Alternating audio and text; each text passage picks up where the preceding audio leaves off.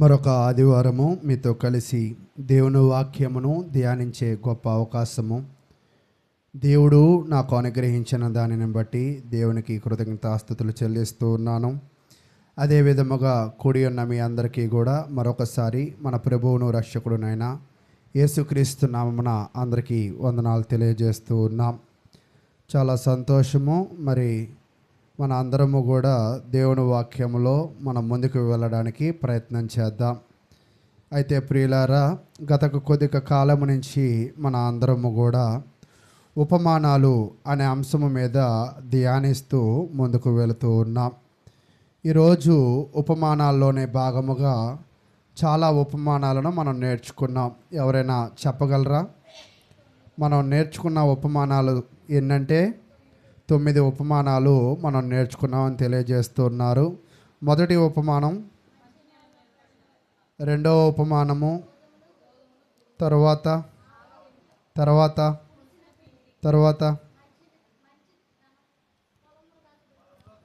ఒకవేళ ఈ ఉపమానాలన్నీ కూడా మీకు అర్థమైన తర్వాత మీరు గ్రహించిన విషయాన్ని ఏమైనా చెప్పగలరా?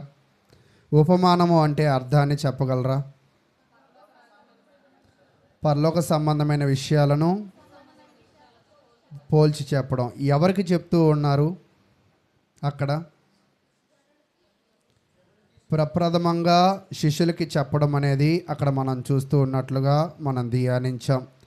అయితే ప్రియులారా, పోయిన వారం మనం నేర్చుకున్న వాక్యాన్ని ఒకవేళ మనం పరిశీలన చేసినట్లయితే, పోయిన వారం మనము ఒక గొప్ప విందు అనే పాఠాన్ని మనమైతే నేర్చుకున్నాం.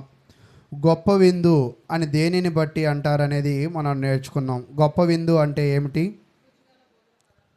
రుచిగల భోజన పదార్థాలను గొప్ప విందు అంటారు. ఇంకా వచ్చే జనాలను బట్టి గొప్ప విందు అంటారు. ఇంకా అయితే గొప్ప విందు అనే దానికి అర్థాలు ఇప్పటిదాకా మీరు భౌతికంగా చెప్పారు. ఆత్మ సంబంధంగా ఒకవేళ చెప్పినట్లయితే గొప్ప విందు అంటే ఏంటి? సంఘము,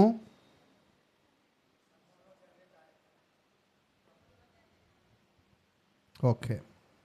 చూడండి, మనం పరిశీలన చేసినప్పుడు పోయిన వారం మనం చూస్తూ ఉన్నప్పుడు ఒక యజమానుడు తన దాసులకి పిలిచి ఏం చేశాడంటే భోజనాన్ని పెట్టాలి అని అనుకున్నాడు. ఎవరెవరికి పెట్టాలి అనుకున్న విషయాలను తెలియజేసిన తర్వాత అతను వెళ్ళి అందరికీ కూడా తెలియజేశాడు. మొదటివాడు ఏమన్నాడు, రెండోవాడు ఏమన్నాడు, మూడోవాడు ఏమన్నాడంటే, ముగ్గురు కూడా మాకు పనులు ఉన్నాయి, మీరు పెట్టే విందుకి మేము రాలేము అన్నాడు. అన్న తర్వాత యజమానికి ఆ విషయం తెలిసి ఏం చేశాడంటే, దారిన పోయిన అంటే దారిలో ఉన్న వికలాంగులు లేదా భేదవారు వారందరినీ కూడా తీసుకురమ్మన్నారు. అయితే ఆ దాసుడు ఏం చేశాడంటే దారిలో ఉన్న గుడ్డివారిని, కుంటివారిని, అంగవైకల్యం కలిగిన రోగులను అందరినీ కూడా తీసుకుని ఆ విందుకి వెళ్ళాడు. అలా వెళ్ళిన తర్వాత కూడా మరలా పరిశీలన చేస్తే ఇంకా భోజన బంతి ఇంకా నింపబడాల. అయితే మరలా మాట్లాడిన తర్వాత ఈసారి ఏం చెప్పాడంటే బలవంతంగా దారిలో ఉన్న వాళ్ళని కూడా తీసుకుని వచ్చేసే అని చెప్పాడు. ఆ తర్వాత ఆ విందు అనేది ముగింపబడింది అని మనం చూసాం. అంతేనా? అయితే ఆ విందు ముగింపబడిన తర్వాత సమయం అయిపోయింది కదా అని నేను ముగించేశాను. కొన్ని విషయాలు ఇంకా మిగిలి ఉన్నాయి. దాని గురించి మనం అధ్యయనం చేస్తూ ఈరోజు ఇంకొక వాక్య భాగంలోకి మనం వెళదాం. చూడండి, లూకా సువార్త 14వ అధ్యాయము. లూకా సువార్త 14వ అధ్యాయము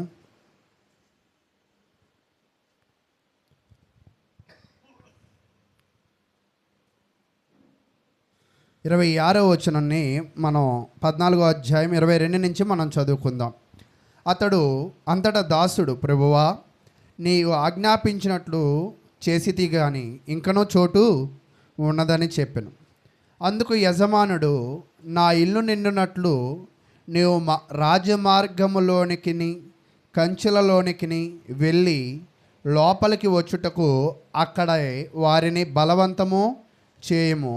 ఏలయనగా పిలువబడిన ఆ మనుషులలో ఒక్కడును నా విందు రుచి చూడడని మీతో చెప్పుచున్నాను. నేను అంటే నేనైతే ఒకరిని పిలవాలనుకున్నాను, వాళ్ళు నేను ఇచ్చిన విందుని ఏం చేశారంటే వద్దని అనుకున్నారు.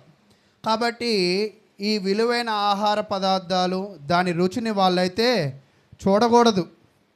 అయితే ఈ విందు యొక్క సారాంశం ఏమిటి అనేది మనం చూస్తూ ఉన్నప్పుడు, దేవుడు మొట్టమొదటిగా తన జనాంగంగా ఎవరిని ఏర్పరచుకున్నాడంటే యూదులను లేదా ఇశ్రాయేల్ ప్రజలను ఏర్పరచుకున్నాడు. అలా ఏర్పరచుకున్న తరువాత కొన్ని కారణముల చేత వాళ్ళు పాపములో పడిపోయి దేవునిలో ఉండలేకపోయారు, దేవుని వాక్యానుసారంగా జీవించలేకపోయారు.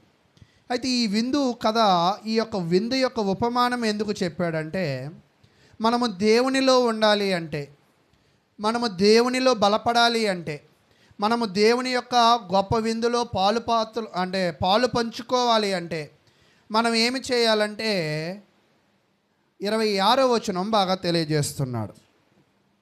ఎవడైనను నా యొద్దకు వచ్చి తన తండ్రిని, తల్లిని, భార్యను, పిల్లలను, అన్నదమ్ములను, అక్కచెల్లెలను, తన ప్రాణమును సహా ద్వేషింపకుంటే వాడు నా శిష్యుడు కానేరడు.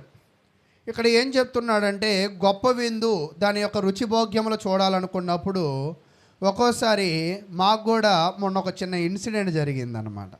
మేము కూడా ఒక పెళ్ళికి వెళ్ళాం. పెళ్ళికి కాదు, ఒక ఫంక్షన్కి వెళ్ళాం. సెకండ్ బాబు పుట్టిన తర్వాత చేస్తుంటారు కదా పుట్టినరోజు కార్యక్రమాలు.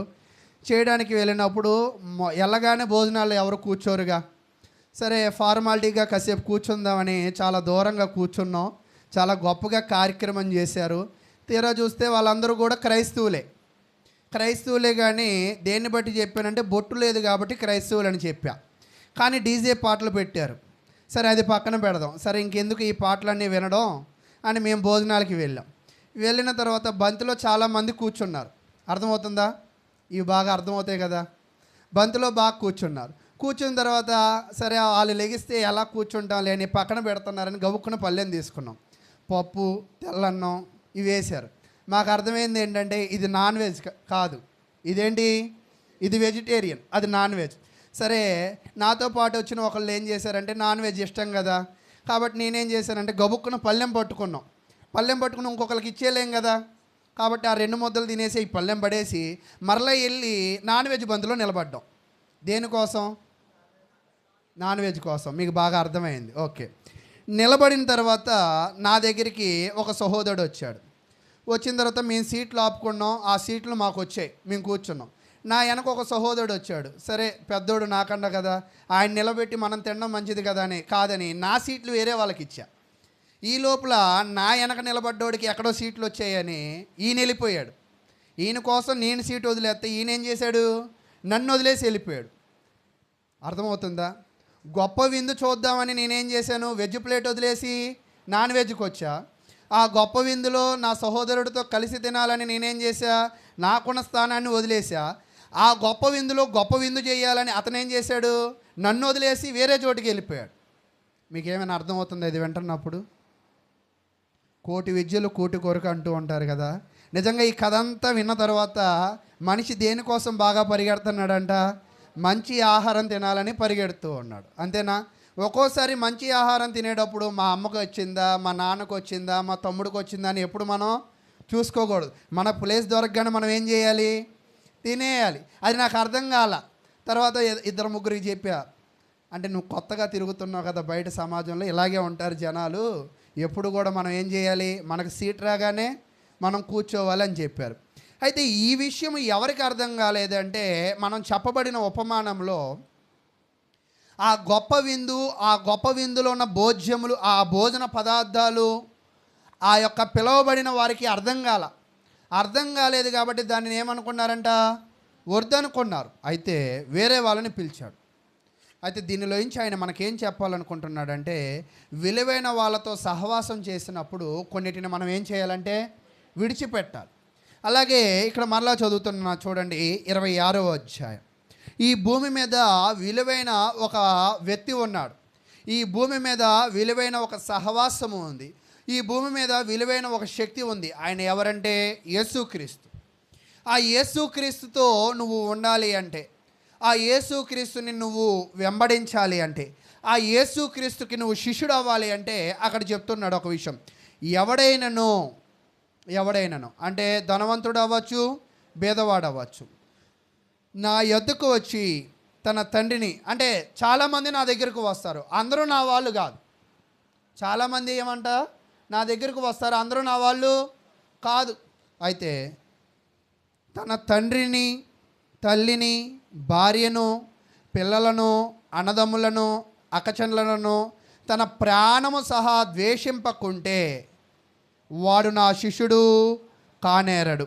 అంటే ఇక్కడ ఏం చెప్తున్నాడంటే, నువ్వు యేసుక్రీస్తుకు సంబంధించిన వ్యక్తివి కావాలి అంటే, లేదా నువ్వు యేసుక్రీస్తు యొక్క శిష్యుడివి కావాలి అంటే, యేసుక్రీస్తుతో నీకు సహవాసము కావాలి అంటే నువ్వేం చేయాలంటే నీ జీవితంలో అక్కడ కింద ఇంగ్లీష్లో ఒక లాస్ట్ వర్డ్ చెప్తున్నాడు, he cannot be my discipline. అయితే ఇక్కడ మీరు గమనించినట్లయితే మనము దేవునితో సహవాసము చేయాలి అనే ఆలోచన మనలో ఉంటే మనం ఏమి చేయాలంటే చాలా వాటిని వదులుకోవాలి. ఈరోజు బ్యాప్టిజం ఇచ్చినప్పుడు కూడా మేము ఏం చెప్తామంటే, అమ్మ చెప్పిందనో, నాన్న చెప్పాడనో, లేదో చర్చికి వస్తున్నానో, లేదో పాస్టర్ గారు తీసుకోమన్నారని తీసుకోకూడదు. బ్యాప్టిజము అంటే అర్థం ఏమిటి అంటే క్రీస్తుకు శిష్యుడు అవ్వడము. బ్యాప్టిజము అంటే అర్థం ఏమిటి అంటే క్రీస్తును వెంబడించడము. బ్యాప్టిజము అంటే అర్థం ఏమిటి అంటే క్రీస్తు కొరకు జీవించడం. అంటే ఇప్పుడు తను ఎవరి కోసం జీవించకూడదు? తండ్రి కోసం జీవించకూడదు, తల్లి కోసం జీవించకూడదు, భార్య కోసం జీవించకూడదు, పిల్లల కోసం జీవించకూడదు, అన్నదమ్ముల కోసం జీవించకూడదు, అక్క చెల్లెళ్ళ గురించి జీవించకూడదు, చివరికి తన ప్రాణము కోసం కూడా ఏం చేయకూడదంట? జీవించకూడదు. మరి ఎవరి కోసం జీవించాలి? నిజంగా క్వైట్ ఆపోజిట్ అంటూ ఉంటారు కదా. మనం చూడండి ఎప్పుడు ఎలా ఉంటామంటే మత్తయి సువార్త 6:31 అన్నట్లుగా మనం ఏమి తిందామా, ఏమి తాగుదామా, ఏమి ధరించుకుందామా, నా పిల్లలు ఏమైపోయారు, నా మనవడు ఏమైపోయాడు, నా భార్య ఏమైపోయింది, లేదా నా సంతానం ఏమైపోయింది, నా బతికెందుకు ఇలా అయిపోయింది అని ఆలోచన చేసేవాళ్ళు ఉంటారు. కానీ దేవుడు ఏం చెప్తున్నాడంటే క్రీస్తుకు శిష్యుడైన తర్వాత నువ్వు వాళ్ళ గురించి వాళ్ళకి ప్రాధాన్యత ఇవ్వడము అనేది పక్కన పెట్టాలి కొంచెం. అంటే ఎవరికి ఎక్కువగా ప్రాధాన్యత ఇవ్వాలని చెప్తున్నాడంట? కాబట్టి ఈరోజు యేసుక్రీస్తు ప్రభువారు ఈ విందులో కూడా ఆయన ఏమి నేర్పించాలని మనకు ప్రయత్నం చేస్తున్నాడంటే, ఆయన చెప్పే విషయం ఏమిటి అంటే విందులోకి రావాలన్నప్పుడు వ్యాపారాలు పక్కన పెట్టాలి, విందులోకి రావాలన్నప్పుడు పెళ్ళిళ్ళు పక్కన పెట్టాలి, విందులోకి రావాలన్నప్పుడు ఇంకొక విషయం మర్చిపోయా, ఏంటో చెప్పగలరా? వ్యాపారాలు, పెళ్ళి, ఇంకోటేంటి? పెళ్ళన్న వివాహం అన్న ఒకటే కదా. గేదెలు కొనడం, అక్కడ అంటాడు కదా, నేను ఒక అతను ఏం చేయాలనుకున్నాడు, పొలం కొనాలని ఒకడు అన్నాడు, ఒక ఆయన ఏమన్నాడు ఎద్దులను కొనాలని ఒక ఆయన అన్నాడు, ఒక ఆయన ఏమన్నాడు పెళ్ళి అన్నాడు. ఈరోజు ఒక విందుకు పిలిస్తేనే ఇన్ని కారణాలు చెప్పారు కదా. దేవునితో బ్రతకాలంటే ఇంకా చాలా కష్టమైన పని. నిజమేంటంటే అదే చాలామంది ఏం చెప్తారంటే చాలా తేలికైన పని, బ్యాప్టిజం అంటే ఏమి లేదు బ్రదరు, మరి ఒకసారి ముంచుతారు కొంతమంది, కొన్ని చర్చిలు ఏం చెప్తారంటే 3 సార్లు ముంచుతారు అని చెప్తూ ఉంటారన్నమాట. కానీ నువ్వు శిష్యుడిగా కావాలి అంటే, ఎవరికి? క్రీస్తుకి శిష్యుడిగా కావాలి అంటే నువ్వేం చేయాలంటే వీటన్నిటిని కూడా ద్వేషించాలి అని చెప్తున్నాడు. ద్వేషించడము అంటే ఏంటి?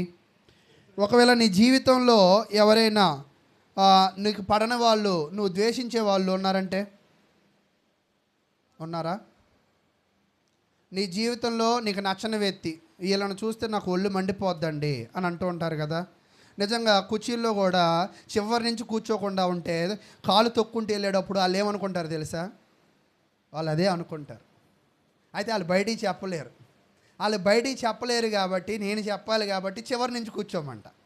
కానీ ఇతరులకు ఒళ్ళే మండే పనులే చేస్తూ ఉంటారు జనాలు ఎప్పుడు. అలాగే దేవుడు కూడా ఎప్పుడు అసహించుకునే పనులు చేస్తూ ఉంటారు ఈ మనుషులు కూడా. ఈ మనుషులు ఎలాంటి వాళ్ళు అంటే విలువైనది ఒకటి పెట్టి విలువ తక్కువది ఒకటి పెట్టాడంటే అన్నప్రాసం రోజు వెళ్ళి కత్తిని పట్టుకున్నట్టు, వెళ్ళి స్వీట్ని పట్టుకున్నట్టు మనిషి కూడా వెళ్ళి ఏం పట్టుకుంటాడంట? ఏది పట్టుకుంటే మనిషి నాశనం అయిపోతాడో దాన్నే పట్టుకుంటాడు. మనిషిలో ఉన్న గుణం అది. కాబట్టి మనిషిలో ఉన్న ఈ గుణగణాలను దేవుడు దాటి మనిషిని రక్షించాలి కాబట్టి ఏం చెప్తున్నాడంటే ఈ లోకంలో ఉన్న వాటన్నిటిని కూడా ఏం చేయాలంట? ద్వేషించాలి. విడిచిపెట్టడం గురించి చెప్పట్లేదు ఇక్కడ, ద్వేషించాలి. తన ప్రాణము సహా ద్వేషించుకుంటే అని అంటున్నాడు. కాబట్టి ప్రియులారా, ఈరోజు మనము కూడా ఒక విందులో పాలు పంచుకోవాలంటే మా అమ్మ వచ్చేదాకా ఆగుతా, మా నాన్న వచ్చేదాకా ఆగుతా అంటే కుదరదు. ఒక్కోసారి నిజంగా పెళ్ళిళ్ళకి వెళ్ళేటప్పుడు కూడా ఏం చేస్తారంటే, పెళ్ళిళ్ళకి భోజనాలకు వెళ్ళేటప్పుడు తోడు తీసుకెళ్తూ ఉంటారు కలిసి తినడానికి కలిసి తీసుకెళ్తారు. మంచి పనులకి ఎప్పుడైనా కలిసి వెళ్తారా? ఎప్పుడైనా ఫలానా దగ్గరికి వెళ్ళి ప్రార్థన చేద్దాం, ఫలానా వాళ్ళని ఓదారుద్దాం, ఫలానా దగ్గరికి వెళ్దాం, ఎప్పుడైనా కలిసి వెళ్తూ ఉంటారా? నిజంగా కలిసి ఎప్పుడు ఎక్కడికి వెళ్తామంటే ఎగ్జిబిషన్లకు వెళ్తాం, బట్టలు కొనడానికి వెళ్తాం, ఇంకా మీరే చెప్తూ ఉండండి ఇంకెక్కడికి వెళ్తాం? నూడిల్స్కా, మూవీస్కి, ఇంకా ఇలా రకరకాలు కలిసి వెళ్ళే పనులు చాలా ఉంటూ ఉంటాయి. ఎప్పుడైనా కలిసి మనం సమయానికి ప్రార్థన కూర్చుందాం అని అనుకునే వాళ్ళు ఉంటారా? కానీ దేవుడు ఏం చెప్తున్నాడంటే మనం కొన్ని విడిచిపెట్టాల్సిందే. ఎవరికి శిష్యుడు అవ్వాలంటే? క్రీస్తుకు శిష్యుడు కావాలంటే 27వ వచనాన్ని చెప్తున్నాడు. మరియు ఎవడైనను తన సిలువ మోసుకుని నన్ను వెంబడింపని ఎడల వాడు నా శిష్యుడు కానేరడు. అంటే సిలువ మోయాలి అని అంటున్నాడు. సిలువ మోయాలంటే చాలామంది ఏమనుకుంటారంటే ఛాతీల మీద, చేతుల మీద, ఇంటి మీద బొమ్మలు వేసుకుంటూ ఉంటారు. అది కాదు మోయడం అంటే. సిలువ మోయడం అంటే ఏమిటంటే యేసుక్రీస్తుని చూసి నేర్చుకోవాలి. చేయని తప్పుకి ఆయనను సిలువ వేశారు. ఈరోజు నిజంగా నువ్వు ఎన్నడైనా చేయని తప్పుకి నానా తిట్లు ఎప్పుడైనా తిట్టించుకున్నావా? చేయని తప్పుకి నిజంగా అలా తిట్టినా కూడా ఆయనను వెంబడించడం ఒక రకంగా మనం అర్థం చేసుకోవాల్సింది ఏంటంటే, మనము మంచిగా బ్రతికితే నిజంగా మనల్ని ద్వేషించే వాళ్ళు చాలామంది ఉంటారు. మనం మంచిగా బ్రతికితే మనల్ని దూషించే వాళ్ళు చాలామంది ఉంటారు. అయినప్పటికీ కూడా మనం వాటన్నిటినీ కూడా విడిచిపెట్టి వాక్యము అనే దానిని మన హృదయంలో పెట్టుకుని ఎవరిని వెంబడించాలంట? క్రీస్తుని వెంబడి. ఇక్కడ మనకు చెప్తున్న విషయాలంటే క్రీస్తుని వెంబడించాలి, కొన్ని మొయ్యాలి, కొన్ని వదలాలి, కొన్నిటిని ద్వేషించాలి. ఇవన్నీ జరిగిన తర్వాత ఏమవుతావంట? శిష్యుడు అవుతావని దేవుని వాక్యం అయితే తెలియజేస్తుంది. అయితే ఈరోజు చెప్పాలనుకున్న ఉపమానం అయితే చూద్దాం. మత్తయి సువార్త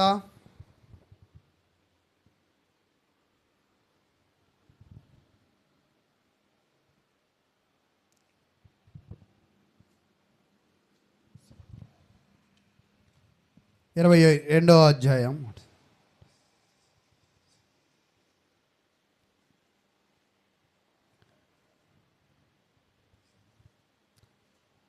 మత్తయి సువార్త 22వ అధ్యాయం 1వ వచనం నుంచి మనం ధ్యానిస్తూ మనం ముందుకు వెళదాం. మత్తయి సువార్త 22వ అధ్యాయం 1వ వచనం. యేసు వారికి ఉత్తరం ఇచ్చుచు తిరిగి ఉపమాన రీతిగా ఇట్లనెను. పరలోక రాజ్యము తన కుమారుణ్ణి పెండ్లి విందు చేసిన ఒక రాజును పోలి ఉన్నది. ఆ పెండ్లి విందు పిలువబడిన వారిని రప్పించుటకు అతడు తన దాసులను పంపినప్పుడు వారు రానొల్లక పోయిరి. ఇందాక మీకు ఒక ఇంగ్లీష్ పదాన్ని, డిసైపుల్ అనే ఒక పదాన్ని మీకు చూపించా. తెలుగులో దాని అర్థం ఏమిటి అంటే శిష్యుడు అని అర్థం. ఒక వ్యక్తి దేవునికి అంటే క్రీస్తుకు శిష్యుడు కావాలన్నా, ఒక వ్యక్తి గొప్ప పరిస్థితులను చూడాలి అన్నా, ఒక శిష్యుడు నిజంగా నేను ఇంట్లోనే కూర్చుంటాను, ఇంట్లోనే చదువుకుంటానంటే ఒక వ్యక్తి ఎప్పుడు మంచి విద్యార్థి కాలేడు.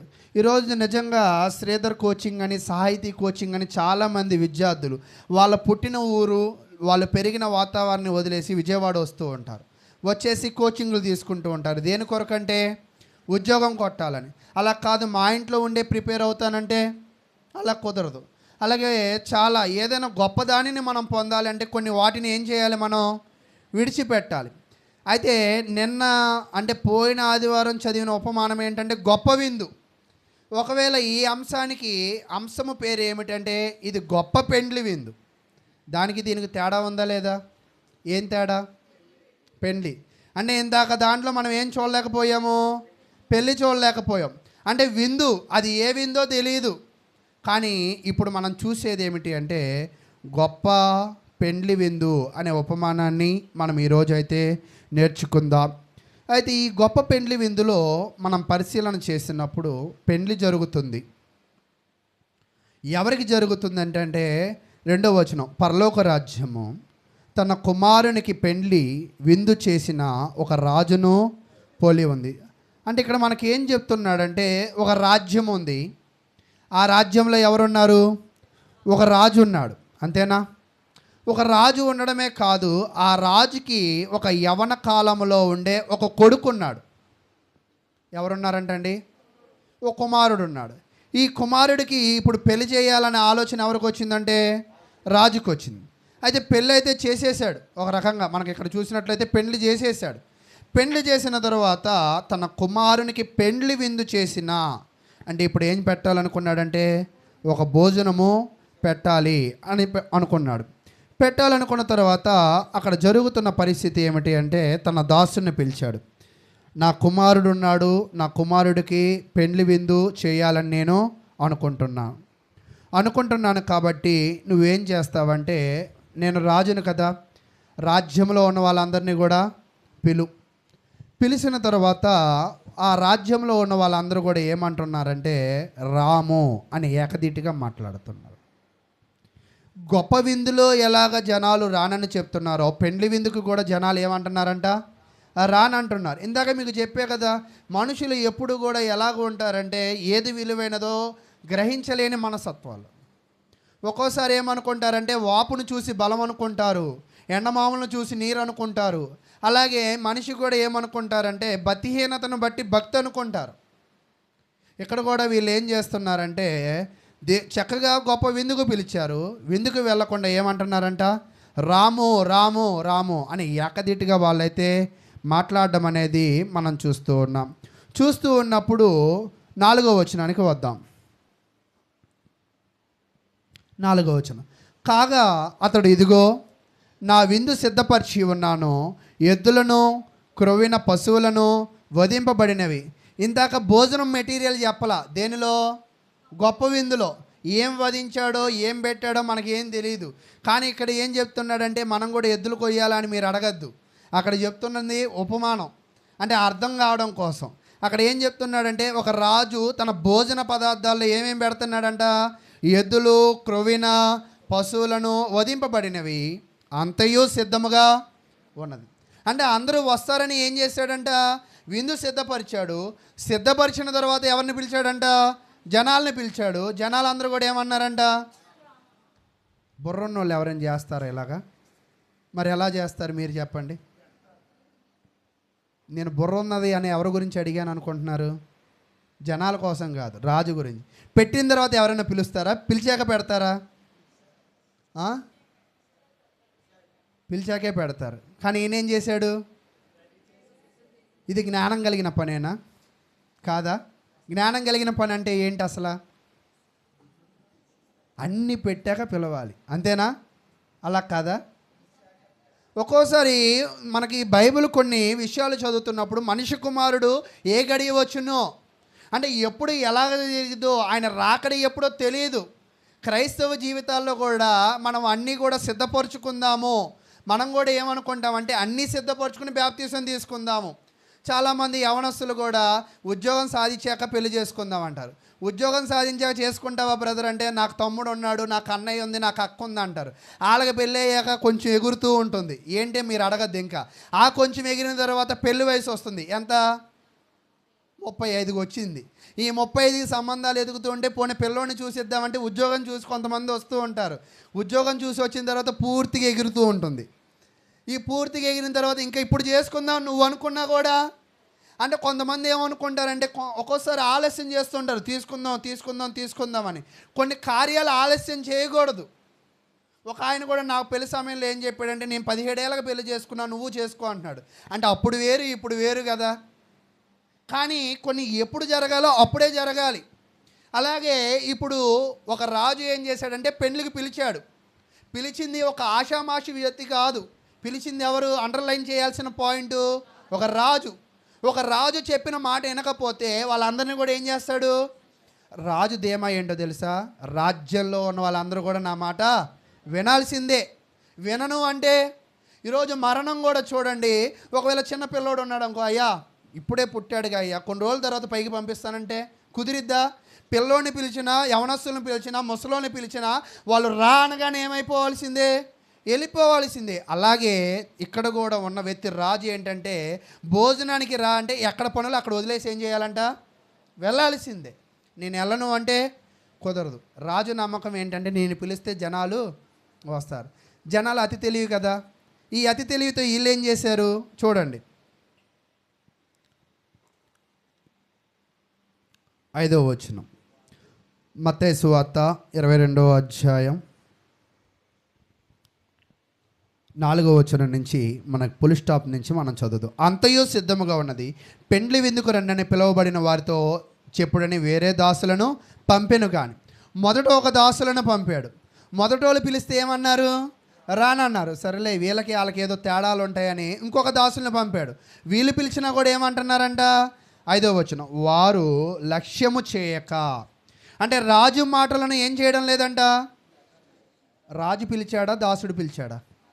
ఒక్కోసారి కొంతమంది తింగర ప్రశ్నలు అడుగుతూ ఉంటారు. తాజ్మహల్ కట్టింది ఎవరంటే, కట్టింది ఆయన, కొట్టింది ఎవరు, కూలీల. అలా కాదు, కట్టించింది, డబ్బు ఖర్చు పెట్టింది ఎవరు, షాజహానే. అలాగే దాసుడు వచ్చి పిలిచినా, దాసి వచ్చి పిలిచినా, ఈ దాసుడికి దాసికి పిలవమనే హక్కు ఇచ్చింది ఎవరు, రాజు. అలాగే ఈరోజు సువార్త కూడా ఇక్కడ దేని గురించి మనకు చెప్తున్నాడంటే, దేవుడు తన దాసులను పంపాడు ఎక్కడికి, ఈ ప్రపంచంలోకి. ఈ ప్రపంచము ఆయన నాది. ఈ జనులందరూ కూడా ఏమవుతారంట, నా వారే.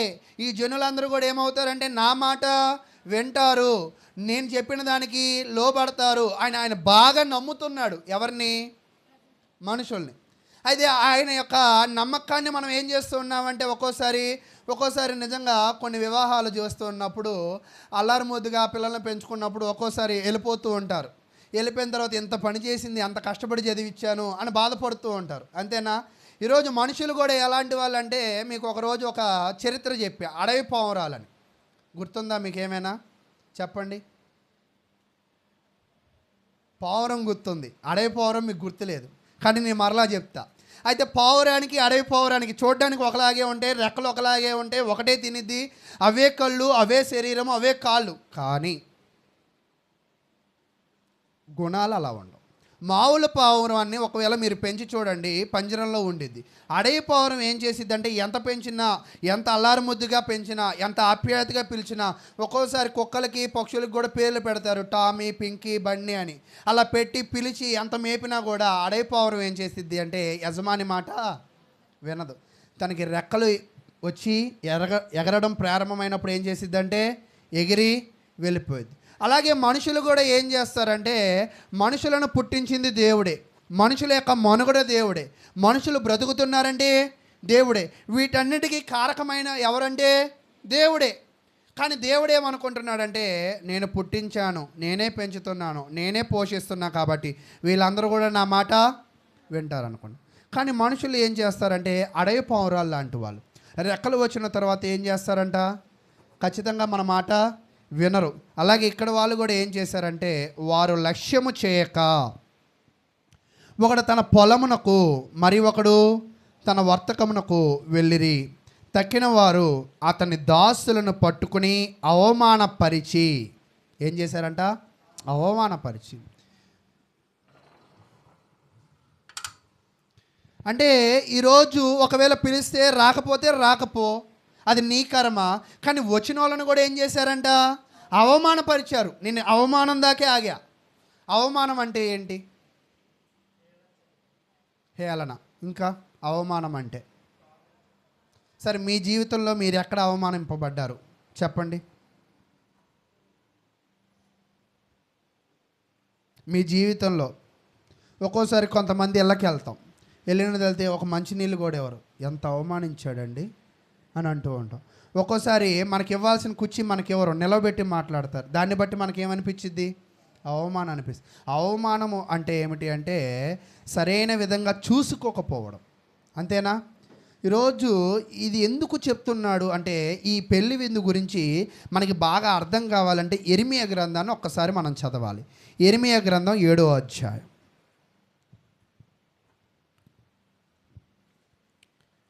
ఇర్మియా గ్రంథము 7వ అధ్యాయం 5వ వచనం. మీరు ఎప్పుడైనా ఎవరైనా ఇర్మియా గ్రంథం వాక్యం తీశారు అంటే అక్కడ ఉన్న జనాలు ఎలాంటి వాళ్ళో తెలుసా? కొన్ని వైపుల ప్రాంతాలు చూస్తే కొన్ని దేశాల్లో నల్లగా ఉంటారు, కొన్ని దేశాల్లో తెల్లగా ఉంటారు. భారతదేశంలో దేవుడి కృపను బట్టి తెలుపు, నలుపు, ఎరుపు అందరూ కూడా ఉంటారు. అలాగే యెరెమీయా గ్రంథంలో ఎలాంటి వాళ్ళు ఉంటారంటే స్వభావం దుర్మార్గులు ఉంటారు. ఆ దుర్మార్గుల గురించి చదువుతున్నప్పుడు 5వ వచనం, యెరెమీయా గ్రంథం 7వ అధ్యాయము 25వ వచనాన్ని మనం చదువుకుందాం. 25, మీ పితరులు ఐగుప్తు దేశములో నుండి బయలుదేరి వచ్చిన దినమును మొదలుకొని నేటి వరకు మీరు వెనుదీయుచు వచ్చిన వారే. వెనుదీయుచు అంటే మిమ్మల్ని నేను ఎక్కడ అంటే మీ బ్రతుకులు ఎలాగుండేవి అంటే కృంగిపోయి, నలిగిపోయి, హింసింపబడి నిజంగా ఎన్నో బాధలు పడుతున్న బ్రతుకులు మీ. అన్ని బాధలు బ్రతుకుతున్న బాధలలో మీరు నాకు మొరపెట్టారు. నేను ఏం చేశానంటే ఆ మొర విని నేను మీకు చేసిన వాగ్దానాన్ని గుర్తు చేసుకుని మిమ్మల్ని ఏం చేశానంటే నడిపించా.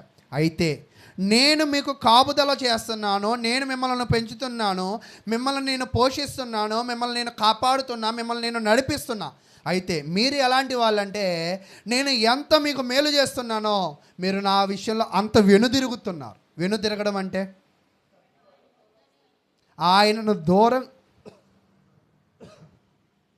ఆయనకు దూరం అవ్వాలన్న ఆలోచన, ఆయనకు లోబడే స్వభావము లేదు. అయితే నేను అనుదినము పెందల కాడ లేచి ప్రవక్తలైన నా సేవకులు అందరినీ మీ యొద్దకు పంపుచూ వచ్చి తిని. అంటే మీరు వెనుదిరుగుతూ ఉన్నారు, మీరు నాకు దూరం అయిపోతున్నారు. నాకు దూరం అయిపోతే మీరు ఏమైపోతున్నారు? చివరికి నాశనం అయిపోతున్నారు. అంటే ఇక్కడ మీకు మానవ జీవితాన్ని ఇక్కడ చూపించాడు. మానవ జీవితంలో మనిషి ఎలాగ ఉంటూ ఉంటాడంటే దేవుడు వాక్యము చేత బాగా ప్రేరేపింపబడతాడు. ఎంత ప్రేరేపింపబడినా కూడా ఆ నిమిషమే భక్తి ఉంటుంది. తర్వాత మళ్ళీ ఏమైపోతున్నాడంట? వెనుదిరిగిపోతున్నాడు, మామూలు వాడైపోతున్నాడు.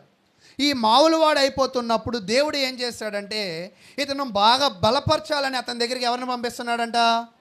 సేవకులు. అయితే సేవకులు గొంతు దించుకుని చెమటోర్చి అంటే చాలా భారము, చాలా కష్టము అనుభవించి సేవ చేస్తూ ఉన్నప్పుడు ఆ బోధను అక్కడ అంగీకరిస్తున్నారంటే అంగీకరించట్ల. ఆ బోధకు వాళ్ళ మనసులను ఇస్తున్నారంటే మనసులు పక్కన పెడితే చెవులు కూడా ఏమైనా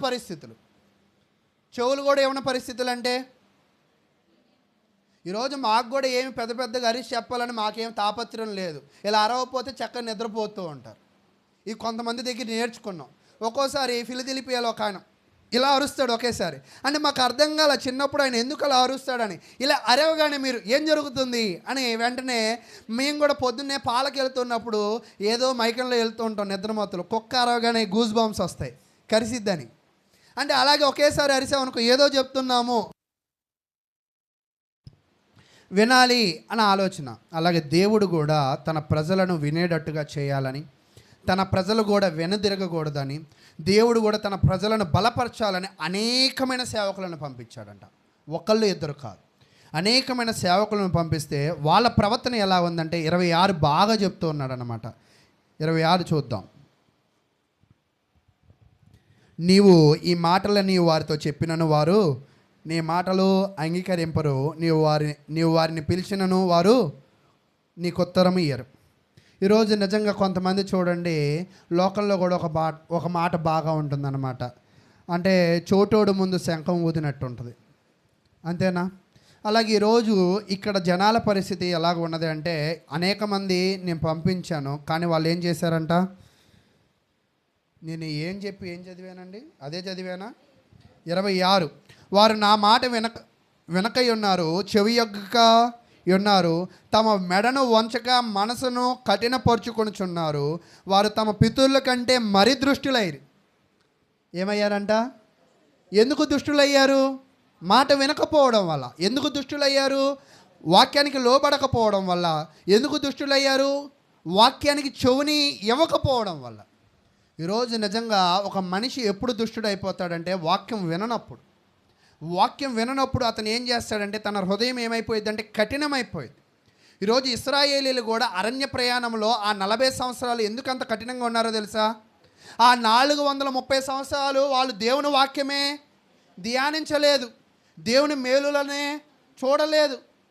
కాబట్టి ఆ 40 సంవత్సరాలు దేవుడు వాళ్ళకి ఏమి ఇచ్చాడంటే ఒక ట్రైనింగ్ పీరియడ్ ఇచ్చాడు. ఆ ట్రైనింగ్ పీరియడ్లో వాళ్ళు ఏం చేయాలంటే, ఇందాక మీకు చెప్పాను కదా, సిలువ ఎత్తుకోవాలి. ఏమి? శ్రమలను తట్టుకోవాలి, ఓర్పు నేర్చుకోవాలి. ఇవన్నీ నేర్చుకోవడానికి ఇశ్రాయేలు ప్రజలకు దేవుడిచ్చిన కాల పరిమితి ఎంతంటే 40. ఆ 40 సంవత్సరాల్లో పాస్ అయిన వాళ్ళు ఎంతమంది ఉన్నారంటే 2. అదేంటి ఎంతమంది బయలుదేరారంటే 20 లక్షల మంది బయలుదేరారు. దానిలో యవనస్తులు ఎంతమంది అంటే 6 లక్షల మంది యవనస్తులు. 6 లక్షల మందిలో 20 లక్షల మంది జనాలలో ఎంతమంది పాస్ అయ్యారంట? 2. దీనిని వింటే మనకి ఏమనిపించిద్ది అంటే, వాక్యములను వినడానికి ఇష్టపడని వాళ్ళు అనేకులు ఉన్నారు, వాక్యాన్ని గ్రహించకుండా మెడలు వంచని వాళ్ళు అనేకులు ఉన్నారు. అటువంటి వాళ్ళు వాళ్ళ జీవితంలో ఏమైపోతారంటే చివరికి దుష్టులైపోతారు అని తెలియజేశాడు. తర్వాత 27, నీవు ఈ మాటలన్నీ వారితో చెప్పినను వారు నీ మాటలు అంగీకరింపరు, నీవు వారిని పిలిచినను వారు నీకు ఉత్తరమియ్యరు, గనుక నీవు వారితో ఇలాగ చెప్పుము. ఏం చెప్పాలంట? వాళ్ళు ఎలాగో నీ మాట వినరు, ఇంకా ఆపేసి ఏం చేస్తాడు, వీరు తమ దేవుడైన యెహోవా మాట వినని వారు, శిక్షకు లోబడని వారు, కాబట్టి నమ్మకము వారిలో నుండి తొలగిపోయి ఉన్నది, అది వారి నోట నుండకుండా కొట్టివేయబడి ఉన్నది. అంటే ఇక్కడ ఇంకా దేవుడు ఏం చేయాలనుకుంటున్నాడంటే వీళ్ళను శిక్షించాలనుకున్నాడు. అయితే ప్రియులారా, ఇదే పని ఎక్కడ జరిగిందంటే చూడండి, మత్తయి సువార్త 22వ అధ్యాయం. మత్తయి సువార్త 22వ అధ్యాయము 6వ వచనం. తక్కిన వారు అతని దాసులను పట్టుకుని అవమానపరిచి అని చెప్పే కదా. అంటే మీకు అర్థమవుతుందా ఎవరిని అవమానపరుస్తున్నారంటే? దేవుని వాక్యము చెప్పేవారిని. ఈరోజు ఆ విందు ఏమిటి అంటే దేవుని వాక్యమే గొప్ప విందు. ఆ విందుని మీరు తినండి, ఆ విందును బట్టి మీకు ఆనందము, ఆ విందును బట్టి మీకు సమాధానము, ఆ విందును బట్టి మీ జీవితాలు బాగుంటాయి అని అనేక మార్లు మనం హెచ్చరించినా కూడా చాలామంది దానికి ఏం చేయరంట? మాట వినరు, మెడలు వంచరు, మనసు ఇవ్వరు. ఆ మనసు ఇవ్వకపోవడం వల్ల వాళ్ళ హృదయాలలో ఏం పెరిగిపోయిందంట? దుష్టత్వం పెరిగిపోయింది. అంటే మీకు అర్థమైందా? ఇప్పుడు రాజు ఉన్నాడు, రాజుకి ఎవరున్నారు? కుమారుడు ఉన్నాడు, ఆ రాజ్యంలో జనాలు ఉన్నారు. ఇప్పుడు ఈ రాజ్యంలో ఉన్న జనాలు ఎలాంటి వాళ్ళు? మంచి వాళ్ళ, దుష్టులా?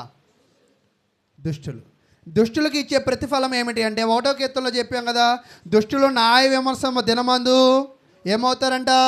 నిలవలేరు, వారు నాశనం అయిపోతారని దేవుని వాక్యం అయితే తెలియజేసింది. అయితే వీళ్ళంటే దుష్టులు కాబట్టి నాశనం అయిపోయారు. ఆశ్చర్యకరమైన విషయం ఏమిటి అంటే ఒక్కోసారి మంచి వాళ్ళు కూడా అవమానించబడతారు, ఒక్కోసారి మంచి వాళ్ళకు కూడా ఇబ్బందులు వస్తూ ఉంటాయి. ఇక్కడ ఏం జరిగిందో మరలా చదువుదాం. వాక్యం చెప్పడానికి వచ్చిన వాళ్ళు లేదా దాసులు, తక్కిన వారు అతని దాసులను పట్టుకుని అవమానపరిచి చంపిరి. నిజంగా చూడండి, యెరెమీయా మొదలుకొని యేసుక్రీస్తు వరకు వాక్యమును బోధించి జనులను బలపరిచి వాక్యము చేత ప్రేరేపించడానికి వచ్చిన చాలామంది సేవకులను జనులు ఏం చేశారంట? చంపేశారు. ఒక్కోసారి కొంతమంది చేతలతో కూడా చంపేస్తూ ఉంటారు. మనం ఏది వద్దంటే అది చేస్తూ ఉంటారు. ఏది వద్దంటే అది చేస్తూ ఉంటే సేవకుడు హృదయం కూడా ఏమైపోద్ది? నొచ్చుకోవడం కాదు, ఒక రకంగా చచ్చిపోద్ది. మీ పిల్లలు కూడా మీరు ఏది చెప్తే దానికి వ్యతిరేకంగా మీరు నడుచుకుంటుంటే మీ హృదయాలు ఏమైపోతాయి? ఒక్కోసారి అలాగే జనులు కూడా ఏం చేస్తూ ఉంటారంటే బోధించిన వాక్యాన్ని వినరు, బోధించిన వాక్యానికి లోపడరు, తిరిగి ఏదైతే బోధిస్తామో దానికి వ్యతిరేకమైన ప్రవర్తనను కలిగి ఉంటారు. అలా కలిగి ఉన్న వారిని చూస్తూ ఉన్నప్పుడు ఆ దాసుడిని వాళ్ళు చంపారు, కానీ ఈరోజు సేవకుని కూడా మనం చంపినట్టే. అంటే వాక్యమును అంటే చెప్పబడిన వాక్యానికి లోబడకపోవడం అనేది ఎవరిని చంపినట్టంట? సేవకుని చంపినట్లే. సేవకుని చంపామంటే ఇంకెవరిని చంపినట్టే? ఆ సేవకుని పంపించింది ఎవరు? అంటే ఇక్కడ ఈ భూమి మీద ఒక దాసుని అంటే ఒక సేవకుని ఏడిపించామంటే ఎవరిని ఏడిపించినట్టు? ఒక సేవకుని గౌరవించామంటే ఎవరిని గౌరవించినట్టు? అయితే ప్రియులారా, ఇక్కడ ఏమి జరిగిందంటే దాసుల్ని చంపేశారు. ఇప్పుడు రాజుకు కోపం వచ్చింది. నేను పంపించిన వారిని విడిచి చంపుతారా? నేను పంపించిన వారిని అవమానిస్తారా అని రాజుకి కోపం వచ్చింది. రాజుకి కోపం వచ్చిన తర్వాత చూడండి 7వ వచనం. కాబట్టి రాజు కోపపడి తన దండ్లను పంపి నరహంతకులను సంహరించి వారి పట్టణమును తగలబెట్టించాడు. తన రాజ్యాన్ని తానే ఏం చేశాడంట? తగలబెట్టించాడు. ఈరోజు ఒక్కోసారి కోపంతో మన ఇల్లు మనం అంటే నాశనం చేసుకుంటూ ఉంటారు. మన చేతులతో మనమే దేన్నో గుద్దుతూ ఉంటాం. రాజు కూడా ఏం చేశాడంటే తన రాజ్యాన్ని తానే తగలబెట్టాడు. ఈసారి పంపించింది దాసులను కాదు, అక్కడ చెప్తున్నాడు తన దండ్లను. ఆ దండ్లు ఏం చేస్తారంటే ఏ దాసులను ఇబ్బంది పెట్టారో, ఏ దాసులను అవమానించారో, ఏ దాసులను అపహాస్యము చేసి చంపారో వారిని వీళ్ళు వచ్చి ఏం చేస్తారంట. ఇప్పుడు ఒక రకంగా అంటున్నాం, దమ్ముంటే వీళ్ళని ఏమైనా చేయమని అంటాం కదా. ఇప్పుడు వీళ్ళని ఏమైనా చేయగలరా వీళ్ళు? కాబట్టి ప్రియులారా, ఈ భూమి మీద మనం నేర్చుకోవాల్సిన విషయం ఏమిటి అంటే సువార్త అనేది గొప్ప విందు. ఈ సువార్త అనే గొప్ప విందు ఒకవేళ మనల్ని ఎవరైనా పిలిచినప్పుడు మనం ఎక్కడ పనులను అక్కడ విడిచిపెట్టి సమయానికి, ఆ విందు సమయానికి అక్కడ ఉండాలి. అలాగే దేవుని వాక్యం బోధింపబడుతున్నప్పుడు ఆ సమయానికి అక్కడ పాల్గొనడము మనము నేర్చుకోవాలి. పాల్గొనిన తర్వాత అక్కడ వినడము నేర్చుకోవాలి, దానికి లోబడము నేర్చుకోవాలి. దాని ద్వారా మనం ఏం కాపాడుకుంటామంటే దుష్టులము కాకుండా ఆ వాక్యం మనల్ని కాపాడిద్ది. చూడండి, నెహెమ్యా గ్రంథము 9వ అధ్యాయం.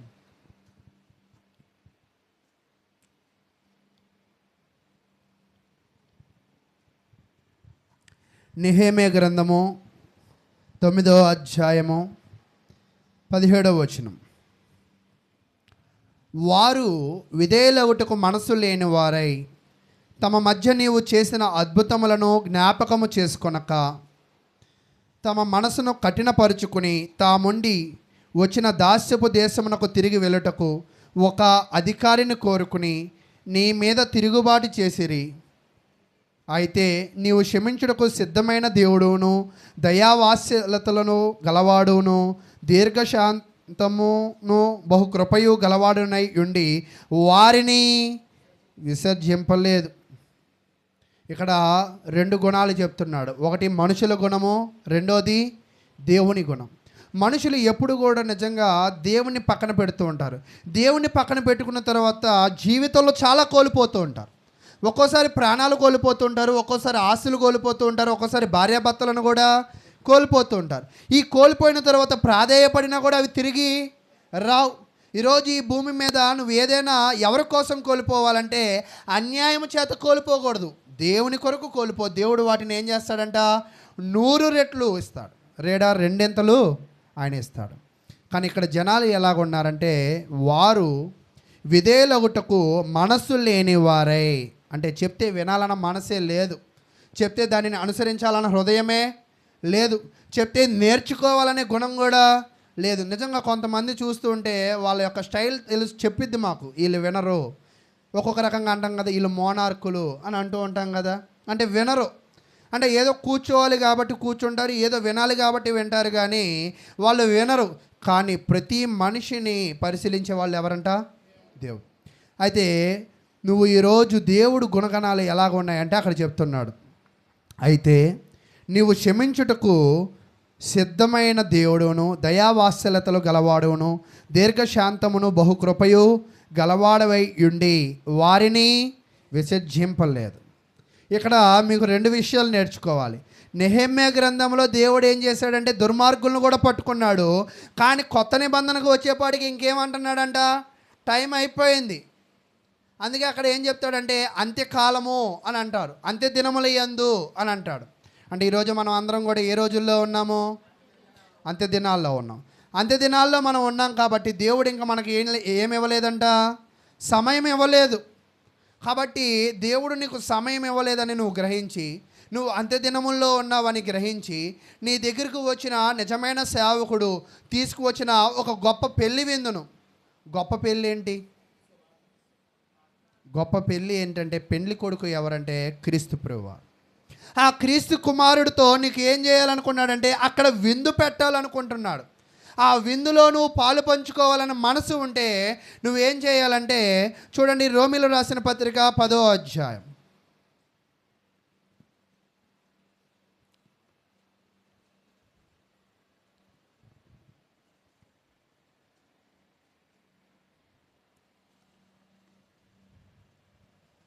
రోమీయులకు రాసిన పత్రిక 10వ అధ్యాయం 1వ వచనం. సహోదరులారా, ఇశ్రాయేలీలు రక్షణ పొందవలనని నా హృదయాభిలాషయు వారి విషయమై నేను దేవునికి చేయు ప్రార్థనై ఉన్నవి. అలాగే రాజు కూడా ఏం పంపించాడు? దాసులను పంపించి వాళ్ళందరినీ భోజనం పెట్టాలనుకున్నాడు. కానీ వాళ్ళందరూ ఏం చేశారంట? రాజు హృదయంలో ఏమనుకున్నాడంటే రాజ్యంలో ఉన్న వాళ్ళందరికీ భోజనం పెట్టాలనుకున్నాడు. అలాగే దేవుడు యొక్క హృదయాభిలాష ఏంటంట? ఇశ్రాయేలీలందరికీ కూడా రక్షణ ఇవ్వాలని. కానీ తర్వాత చెప్తున్నాడు 2వ వచనం, వారు దేవుని యందు ఆసక్తి గలవారని వారిని గూర్చి సాక్ష్యం ఇచ్చుచున్నాను, అయినను వారి ఆసక్తి జ్ఞానానుసారమైనది కాదు. ఇక్కడ మనం నేర్చుకోవాల్సిన విషయం ఏంటంటే దేవుని యందు భక్తి ఉండాలి, ఆసక్తి ఉండాలి. ఈ భక్తి ఆసక్తి ఎలా ఉండాలంట? జ్ఞానానుసారంగా ఉండాలి. జ్ఞానానుసారం అంటే ఇంత మీకు చెప్పా. ఏమని చెప్పా అంటే, ఒక రాజు ఏం చేశాడంటే పెండ్లి విందు రెడీ చేసి భోజనాన్ని పిలిచాడు. ఇది జ్ఞానమైన పనా అని అడిగా. మీరు అందరూ ఏం చెప్పారు? కాదు అని చెప్పారు. జ్ఞానమైన పని అంటే ఏంటంటే పిలిచి భోజనం పెట్ట. సరే, మనం కూడా మెచ్యూర్ అయింది అనుకున్నాం, మన అమ్మాయి అనుకున్నాం. ఇప్పుడు మెచ్యూర్ అయ్యాక భోజనాలు పిలుస్తాం అంటే టైం సెట్ చేసేది ఎవరు? సరే, ఒక అతను ఏమన్నాడంటే నాకు ఆ రోజు అర్జెంట్ ఊరు వెళ్ళాలి, దయచేసి 2వ రోజు పెట్టుకో అని అన్నాడు. ఇప్పుడు నువ్వేమంటావు? ఇప్పుడు ఇంతాకేమన్నారు మీరు? జనాలకి నచ్చినట్టు పెట్టాలన్నారు. ఇప్పుడు ఏమంటున్నారు? అంటే నిజంగా కొన్ని సమయాలు ఎలాగ ఉంటాయంటే, కొన్ని క్షణాలు ఎలాగ ఉంటాయంటే ఆ క్షణానికి మనం లోబడాలి అంతే. నాకు ఇది కుదిరిద్ది, నాకు కుదరదు అంటే అనడానికి అవకాశం లేదు. కుదుర్చుకొని వస్తానని లోతు భార్య ఏం చేసిందంటే తిరగద్దమ్మా అని చెప్పాడు. చిలక్కి చెప్పినట్టు చెప్పామంటారు కదా, చెప్పాడు. చెప్తే ఏం చేసింది? దూత మాట అంటే గౌరవం ఉందా ఆమెకి? దూత మాట అని ఒకవేళ గౌరవం ఉంటే వెనక్కి తిరిగేదా? ఈరోజు నిజంగా సేవకుడి మాట అని గౌరవం ఉంటే సేవకుడు సంఘంలో ఏమి చెప్తాడో దానికి లోబడడమే సేవకుడికి గౌరవం ఇవ్వడం. సేవకుడికి ఇచ్చే గౌరవమే ఎవరికి ఇచ్చినట్లుగా? దేవుడికి డైరెక్టర్గా ఎలా గౌరవం ఇస్తావు? దేవుడికి రూపం ఉందా? పోనీ మీ దేవుడు ఏమైనా అగరత్తు తీసుకుంటాడా? మీ దేవుడు ఏమైనా పరవన్నాలు తీసుకుంటాడా? మీ దేవుడైనా మీరు ఇచ్చే ధాన్యం తీసుకుంటాడా? మీ దేవుడైనా మీరు ఇచ్చే దశంభాగాలు తీసుకుంటాడా? అవేం తీసుకోలేడు. నువ్వు దేవుని గౌరవించడం అంటే నువ్వు అర్థం చేసుకోవాల్సిన విషయం ఏంటంటే నీకు బోధించే సేవకుని గౌరవించడమే దేవుని గౌరవించడం. నువ్వు సేవకుని ప్రేమించడమే దేవుని ప్రేమించడం. దేవుని సేవకుని మాటలు బట్టి మెడలు వంచడమే దేవునికి లోబడ్డం. కొంతమంది అంటారు, నువ్వేం గొప్పవాడివే ఏంటి, మాతో పాటు తిరిగినవాడివే అంటే, అవును, మీతో పాటు తిరిగిన వాడు సేవకుడు అయినప్పటికీ కూడా ఆ చెప్పబడుతున్న మాటలు అయితే ఇతనిని నియమించింది ఎవరు? దేవుడు అనే గుణము నీలో ఉంటే, అంటే సేవకుడు ఎవరి చేత నియమింపబడ్డాడు? కొంతమంది అంటారు, బా ఈడొచ్చాడేంటి అంటే ఈడొచ్చాడు ఆడొచ్చాడు నువ్వు అనుకుంటే రాడు. ఎవరు నియమించాలి? దేవుడు నియమించాలి. ఈరోజు చాలామంది చాలా చేయాలనుకుంటారు. నేను కూడా థెరపీ చేస్తున్నప్పుడు అనిపిస్తుంది, కొంచెం చదివితే డాక్టర్ అయ్యేవాడిని. కానీ అంటే డాక్టర్ అయ్యే యోగ్యత ఎవరిలో లేదు? నాలో లేదు. అందుకే దేవుడు నన్ను ఎక్కడ పెట్టాడంటే థెరపిస్ట్గానే పెట్టాడు. ఒకవేళ యోగ్యత ఉంటే ఏం చేసేవాడు? డాక్టర్ని చేసేవాడిగా. ఒక్కోసారి ప్రేమను అంటూ ఉంటారు, ప్రేమ కీ మ్యాన్గా వచ్చింది కదా, ట్రాక్ మ్యాన్గా వచ్చింది కదా, చాలా కష్టం అనుకుంటారు. కష్టం అని నువ్వు అనుకుంటున్నావేమో. ప్రేమకి ట్రాక్ మ్యాన్ సరైందని ఎవరు నిర్ణయించారు? దేవుడే నిర్ణయించాడు. ఈరోజు నిజంగా మన జీవితంలో జరుగుతున్న పరిణామాల్లో కొన్ని నిన్ను బాధించవచ్చు, కొన్ని నిన్ను ఇబ్బంది పెట్టచ్చు. కానీ ఆ పరిణామాలు ఆ పరిస్థితులు ఎవరిచ్చారనుకోవాలి? నువ్వు దేవుడే ఇచ్చాడనుకోవాలి. నిజంగా రూతు చూడండి, భర్త చచ్చిపోయాడు అంతేనా? చచ్చిపోయిన తర్వాత ఆ బాధలో మునిగిపోయి నా పుట్టింటికి పోతాను అని అనలా. ఏం చేసిందంట?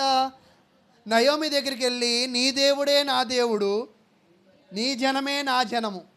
ఎంత చక్కటి పదం వాడింది అంటే భర్త చనిపోయాడన్న బాధ విడిచిపెట్టింది. ఇప్పుడు తను ఏమనుకుంది అంటే ఉన్న వాళ్ళతో నేను ఎలా బ్రతకాలి, నా దేవుణ్ణి ఎలా సేవించాలి, నా జీవితంలో నేను ముందుకి ఎలాగెళ్ళాలి, నా బాధను ఎలా అధిగమించాలో రూతును చూసి నేర్చుకోవాలి. నిజంగా ఆశ్చర్యమైన విషయం, భర్త చచ్చిపోయాడు, బావ చచ్చిపోయాడు, మావ చచ్చిపోయాడు. ఒకేసారి ముగ్గురు చచ్చిపోయినా కూడా కుటుంబంలో రూతు నయోమి నిరాశపడిపోయింది. కానీ రూతు నిరాశపడలా. కానీ ఈరోజు దేవుడు మనల్ని పిలుస్తూ ఉంటే పనులు ఉన్నాయని నిరాశపడిపోతూ ఉంటాం, వ్యాపారాలు ఉన్నాయని నిరాశపడిపోతూ ఉంటాం, ప్రార్థనలు విడిచిపెడుతూ ఉంటాం. కానీ చివరికి నువ్వు ఎవరంటే క్రిస్టియన్ అని అంటాం. కానీ క్రిస్టియన్ అంటే ఏమని చెప్తున్నాడు మత్తయి సువార్తలో? ఎవడైనాను తన తండ్రిని, తల్లిని, సహోదరులను, అక్కచెల్లెలను అన్నిటిని కూడా ఏం చేయాలంట? ప్రాణము సహా ద్వేషించుకోవాలి. ప్రాణము సహా. ఈరోజు నిజంగా ఒక్కోసారి అలా చేసుకోగలిగితేనే అయితే చదువుకుందాం 3వ వచనం ఏం జరిగిందో.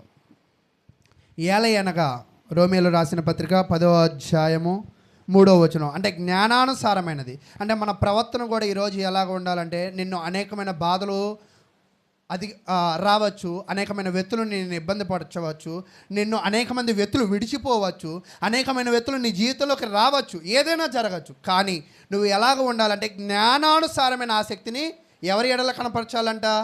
దేవుని ఎడల. 3వ వచనం ఎలయనగా ఎందుకు కనపరచాలి? దేవుని నీతి నిరగక తమ స్వనీతిని స్థాపింపబూనుకొనుచు దేవుని నీతికి లోబడా మనుషులు ఏం చేస్తున్నారంటే, నాకు బాధ ఉంది, నాకు సంతోషం ఉంది, నాకు పనులు ఉన్నాయి, నాకు వ్యాపారాలు ఉన్నాయి, నాకు చాలా వ్యాపకాలు ఉన్నాయి, అందుకే నేను దేవుని మందిరానికి రాలేను అని అంటున్నాడు. అంటే అది ఏమంటున్నాడంటే తమ స్వనీతి. ఎప్పుడు మనిషి కూడా దేనికి లోబడాలంటే దాసుడు మాటలు. ఎవరు దాసుడు మాటలు అంటే సేవకుని మాటలు, అంటే వాక్యానికి లోబడాలి, అంతేగాని స్వనీతికి ఎప్పుడు కూడా లోబడకూడదు అని తెలియజేస్తున్నాడు. తర్వాత 4వ వచనం విశ్వసించు ప్రతివానికి నీతి కలుగుటకై క్రీస్తు ధర్మశాస్త్రమునకు సమాప్తి అయి ఉన్నాడు.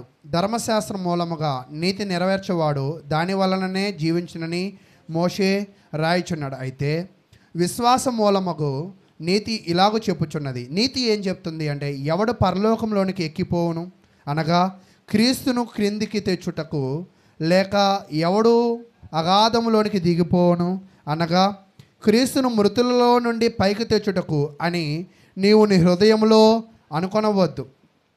ఇప్పుడు ముఖ్యమైన వచనం అదేమని చెప్పుచున్నది, వాక్యము నీ యొద్దను నీ నోటను నీ హృదయంలోనూ ఉన్నది. అంటే నువ్వు ఏమనుకోవాలి అంటే, క్రీస్తు భూమి మీదకు వచ్చాడు, క్రీస్తును పైకి తీసుకెళ్ళిపోయాడు, అయితే అయింది, నా బతుకు నేను బతుకుతానంటే కుదరదు. దాసులు వచ్చారు, పెళ్ళికి రమ్మన్నారు, ఎందుకు రమ్మన్నారు, ఆడు చెప్పి వెళ్ళిపోతాడు, ఆడిదేం పోయి నా వ్యాపారం ఏమైపోద్ది, నా ఎద్దులు ఏమైపోతాయి, లేదా నా పెళ్ళి ఏమైపోద్ది అని నువ్వు అనుకోవద్దు. అయితే అనుకోకుండా నీ హృదయములో వాక్యం ఉంటే, నీ నోటిలో వాక్యం ఉంటే, నీ యొద్ద వాక్యం ఉంటే, అది మేము ప్రకటించుచున్న విశ్వాస వాక్యమే. అదేమనగా యేసు ప్రభువని నీ నోటితో ఒప్పుకొని దేవుడు మృతులలో నుండి యేసు ఆయనను లేపినని నీ హృదయమందు విశ్వసించిన ఎడల నీవు రక్షింపబడదు. అంటే దాసుడు వచ్చి ఏం చెప్పాడంటే, పెండ్లికి రా, పెండ్లి భోజనానికి రా, వస్తే మంచి ఆహారం ఇస్తాడు, మంచి గిఫ్ట్ ఇస్తాడు, చక్కగా మంచి భోజ్యంలో తిని వెళ్ళొచ్చు అన్నాడు. వచ్చారా? ఒప్పుకున్నారా? లోబడ్డారా? ఏం చేశారు? మెడలు వంచకపోతే ఏం చేశాడంటే తిరిగి అవమానించారు, అపహసించారు, వచ్చిన వాళ్ళని చంపారు. అలాగే అదేంటి మాకేం అర్థం కావట్లే నువ్వు చెప్తుంది అంటే, ఇక్కడ ఏం చెప్తున్నాడంటే, విందుకు పిలిచిన దాసుడు పిలుపుకి ఒకవేళ జనాలు లోబడితే ఏమయ్యేవాళ్ళు? రక్షింపబడేవారు.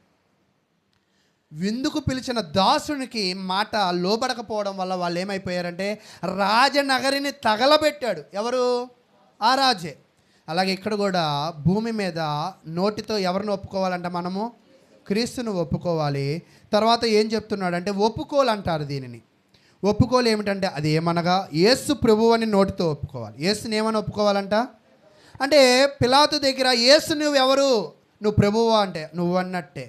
అంటే అక్కడ ఉన్న జనాలు యేసులో ఎవరిని చూడలేకపోయారు? ప్రభువు అంటే అర్థం రాజు. అంటే అంతేనా? అధికారి. అంటే యేసులో జనాలు ఎవరిని చూడలేకపోయారు? ఈరోజు నిజముగా స్వార్థ ప్రకటిస్తున్నాం కదా, పిలిచిన వాడు ఎవరంటే రాజు. అయ్యా రాజు పిలుస్తున్నాడు, నువ్వు రావాల్సిందే, రానడానికి అవకాశమే లేదు అని అంటే, మమ్మల్ని కొట్టారు, మమ్మల్ని హింసించారు, మమ్మల్ని అవమానించారు, ఓకే, మమ్మల్ని అవమానిస్తే ఓకే, కానీ నువ్వు చేసే ప్రతి పని నన్ను చేసినట్టే, కానీ అది ఎవరికి చెందిద్దంట? రాజుకు చెందిద్ది. ఒకవేళ కొంతమంది లోబడితే ఎవరిని ఒప్పుకున్నట్లంటే యేసుని ప్రభు అని ఒప్పుకున్నట్లుగా, దేవుడు మృతులలో నుండి ఆయనను లేపినని నీ హృదయమందు విశ్వసించిన ఎడలా, యేసుక్రీస్తు చనిపోయి ఎలాగ తిరిగి లేపబడ్డాడో, లేపింది ఎవరు? దేవుడు. ఆ దేవుడు యేసుని ఎలాగ మృతులలో నుండి లేపాడని నువ్వు నమ్ముతావో, దేవుడే లేపాడని నువ్వు నమ్ముతావో, అప్పుడు నువ్వేమవుతావంట? రక్షింపబడతావు. ఇది నమ్మకుండా కూడా బాప్తీసం తీసుకున్న వాళ్ళు ఉంటారు. ఇది అర్థం కాకుండా కూడా బాప్తీసం తీసుకున్న వాళ్ళు ఉంటారు. ఇటువంటి బాప్తీసాల్లో ఏమవుతారంటే వాళ్ళు ఎన్నడూ కూడా రక్షింపబడలేరు. ఒక వ్యక్తి రక్షింపబడడానికి చేయవలసిన పనిని ఇక్కడ మనకి నేర్పిస్తున్నాడు. తర్వాత 10వ వచనం, ఈ అలయనగా నీతి కలుగునట్లు మనుష్యుడు హృదయంలో విశ్వసించును, రక్షణ కలుగునట్లు నోటితో ఒప్పుకొనును. దాసుడు పెండ్లి భోజనానికి వచ్చాడు, అయ్యా రండి అన్నారు, నోటితో ఒప్పుకున్నారు వాళ్ళు. ఆ నోటితో ఒప్పుకోవాల్సిన నోరులు ఏం చేసాయి? అవమానం. ఈరోజు నిజంగా ఇచ్చిన నోటితో పాటలు పాడమంటే గట్టిగా పాడలేం, కానీ ఇచ్చిన నోట్లతో నీకు నష్టం చేసిన వాళ్ళని తిట్టు అంటే అసలు ఎప్పటి లేని స్వీట్ వాయిస్ అప్పుడు వస్తూ ఉంటుంది, ఎప్పటి లేని బిగ్గర వాయిస్ అప్పుడు వస్తూ ఉంటుంది. అయితే ప్రియులారా, ఈ నోటిని దేవుడు నీకు ఇచ్చింది దేని కొరకంట? ఆయనను స్తుతించడానికి, ప్రభువుని నోటితో ఒప్పుకోవడానికి. అది చేసావా ఎప్పుడైనా అంటే? అది చేద్దాం అని అనుకుంటాం. తర్వాత అది నువ్వు విశ్వసించి నోటితో ఒప్పుకునేది నువ్వేం చేయాలంటే రక్షణ కలుగునట్లు, నువ్వు రక్షింపబడాలంటే అక్కడ ఏం చేయాలంట? ఒప్పుకోవాలి. అలాగే వీళ్ళు కూడా పెళ్ళికి వస్తామని ఒప్పుకుని ఉంటే, ఆ పెండ్లు విందుకు వస్తామని ఒప్పుకుంటే వాళ్ళకి ఆ రాజనగరిలో తగలబడే వాళ్ళు కాదు. కాబట్టి ఈ భూమి మీద కూడా క్రీస్తు ద్వారా మీ అందరూ కూడా, దేవుడు తన కుమారుడు ఎవరంటే యేసుక్రీస్తు, తన దాసులు ఎవరంటే సేవ చేసే సేవకులు, జనులు ఎవరంటే మీరందరూ అంటే అందరూ కాదు, సంఘములో స్థిరపరచబడిన వాళ్ళు. అంటే ఇప్పటిదాకా అన్యాయంగా దుష్టులుగా నడుచుకునేది ఎవరంట? బయటోళ్ళు కాదు. ఉపమానాల్లో దేవుడు దుష్టులని ఎవరిని అంటున్నాడు? లోకంలో ఉన్న వాళ్ళని కాదు, సంఘములో క్రీస్తుని నోటితో ఒప్పుకొని, క్రీస్తుని ప్రభువుగా ఒప్పుకొని రక్షణ పొందిన వాళ్ళే ఒక్కోసారి ఎలాగ ఉంటున్నారంట? దుష్టులుగా ఉంటున్నారు. ఒక వ్యక్తి ఎందుకు దుష్టుడు అవుతాడంటే వాక్యము వినకపోవడం, వాక్యాన్ని విశ్వసించకపోవడం, వాక్యానుసారంగా మారకపోవడం, వాక్యానుసారంగా ఒప్పుకోకపోవడం. అదే అతనిని ఏం చేసిద్దంటే శిక్షింపబడుతుంది. చూడండి, బాప్తిసానికి కూడా రివర్స్ మనం చూసినట్లయితే వినాలి, విశ్వసించాలి, మారు మనసు పొందాలి, ఒప్పుకోవాలి, అప్పుడేముండిద్దంట? బాప్తిసం.